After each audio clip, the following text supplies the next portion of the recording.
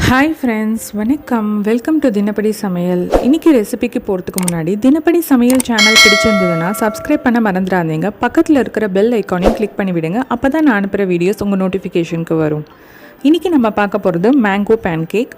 பிளெயினான பேன்கேக்கு banana pancake மாதிரி இதுவும் ரொம்ப டேஸ்டியாக இருக்குங்க. பசங்களுக்கும் ரொம்ப விரும்பி சாப்பிடுவாங்க. மேங்கோ வாசனையோட ரொம்பவே நல்லாயிருக்கும். இதுக்கு நான் கோதுமை மாவு எடுத்திருக்கேன். 3/4 கப் அளவுக்கு கோதுமை மாவு எடுத்து அதை நல்லா சலிச்சுக்கலாங்க. கட்டிலாம் இல்லாமல் நல்லா சலிச்சுண்டு 1/2 ஸ்பூன் அளவுக்கு பேக்கிங் சோடா ஆட் பண்ணுறேங்க. உங்கள்கிட்ட பேக்கிங் பவுடர் இருந்தால் அதையும் ஆட் பண்ணிக்கலாம். பொடித்த சர்க்கரை 2 டேபிள் ஸ்பூன் ஆட் பண்ணிக்கலாங்க.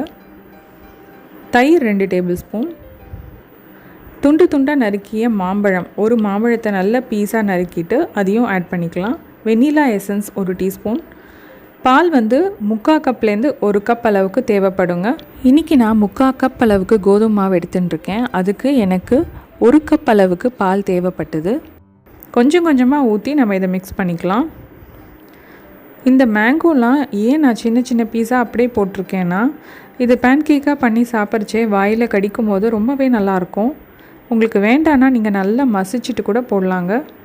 மிக்சியில் நல்லா ஒரு ஃபைனாக பேஸ்ட் மாதிரி பண்ணிட்டும் போடலாம். இது உங்களோட ஆப்ஷன் தான். நம்ம இந்த மாதிரி கொஞ்சம் கொஞ்சமாக பால் விட்டு இதை நல்லா கலந்துக்கலாம். எனக்கு மொத்தமாக 1 கப் அளவுக்கு பால் கரெக்டாக இருந்ததுங்க. இந்த மாதிரி நல்லா கலந்துக்கோங்க. இப்போது 3 டேபிள் ஸ்பூன் அளவுக்கு நம்ம நெய் விட்டுக்கலாம். இது எல்லாத்தையும் சேர்த்து நல்லா மிக்ஸ் பண்ணிக்கலாங்க. இதோட பதம் எப்படி இருக்கணும்னா, இட்லி மாவு எந்த பதத்தில் இருக்குதோ அதே மாதிரி இருக்கணுங்க. இதை நல்லா கலந்து விட்டுட்டு ஒரு 5 மினிட்ஸ் நம்ம அப்படியே விட்டுடலாம். அதுக்குள்ளே நம்ம இப்போது தோசை தவா அடுப்பில் வச்சு அது நல்லா சூடானதும் சுற்றி நம்ம நெய் விட்டு நல்லா ஸ்ப்ரெட் பண்ணிக்கலாம்.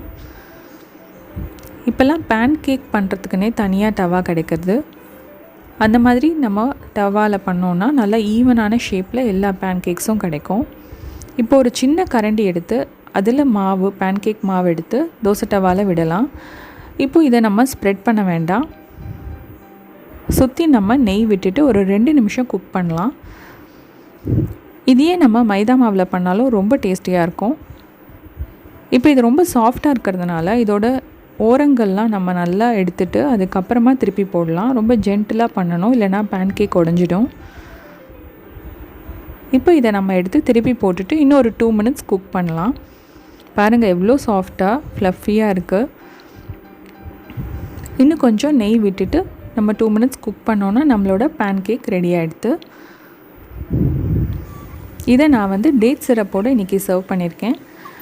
நீங்களும் இந்த மேங்கோ பேன்கேக் எப்படி இருக்குன்னு செஞ்சு பார்த்துட்டு என்கிட்ட சொல்லுங்கள். பிடிச்சிருந்ததுன்னா தினப்படி சமையல் சேனலை சப்ஸ்கிரைப் பண்ண மறந்துடாதீங்க. உங்கள் ஃப்ரெண்ட்ஸ்க்கு எல்லாம் ஷேர் பண்ணுங்கள். இன்னொரு இன்ட்ரெஸ்டிங் ரெசிபியோடு நான் உங்களெல்லாம் சந்திக்கிறேன். அது வரைக்கும் டேக் கேர், பாய்.